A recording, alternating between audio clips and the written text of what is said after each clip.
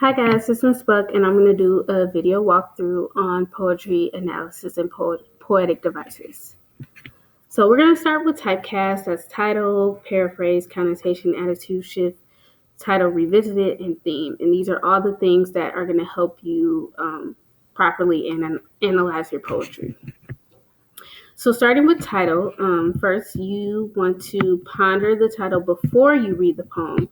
Kind of just read it. What is this poem going to be about? What are some possibilities for tone? Those type of things. Then paraphrase. This one is where you basically summarize or translate the poem into your own words. And being that sometimes poems are long, you don't want to do this line by line, but kind of just like stanza by stanza, or, if the poem is divided in sections, maybe section by section, and maybe just writing a sentence or two for each stanza of the poem. Connotation. So this is where you focus on all the poetic devices that you see in the poem and not just identifying them, but focusing on how they contribute to the meaning of the poem, the tone of the poem, the effect on the poem, all of those things. And especially know anything that is repeated, either individual words or complete phrases. And we'll talk about that a little later.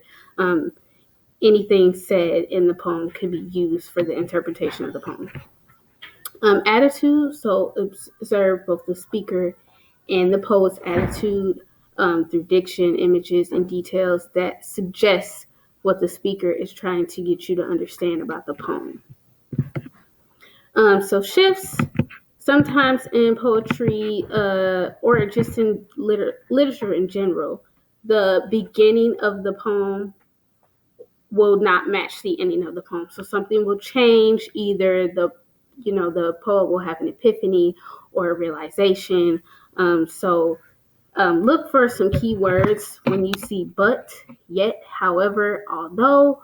Some shifts can occur in punctuation as well. So some dashes, periods, colons, or ellipses. Those are the little 3 dots you'll see sometimes.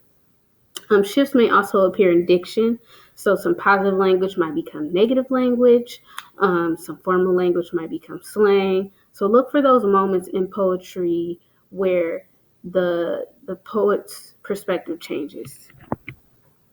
So once you've done all that, go back again to the title and re-examine on a deeper level. Were your predictions correct? Did the title of the poem reveal more than you thought it did at the beginning, or a little less? So just re-examine it on a deeper level. So theme, I'm sure you guys know what theme is. So recognizing the human experience, the motivation specifically, or condition suggested by the poem. So now we're going to get into some poetic devices. We'll start with diction, then go to assonance, consonants, rhythmic scheme, alliteration, repetition, and imagery. So you guys know what diction is. You heard about it in your last section. So in poetry, diction is referring to the specific language that poets use that set it apart from any other kind of speech or writing. So diction in poetry will let you know, I'm reading a poem right now. I'm not reading a short story. I'm not reading a novel. So poetic diction is driven by lyrical words that relate to a specific theme reflected in a poem and create a euphonous or harmonious sound. So poetic diction usually involves a rhyme of descriptive language, sometimes set to a beat or rhyme. So I think all of us, when we think of poem, we think of words that rhyme and words that follow a certain beat. That would be poetic diction, along with other devices. So assonance is a literary device in which the repetition of smaller vowel sounds take place in 2 or more words that are kind of close to each other within a line of poetry or a line of prose. So some examples I have for you from My Fair Lady: the rain in Spain falls mainly on the plain. So you notice that AI sound in most of the words in that line. That would be an example of assonance.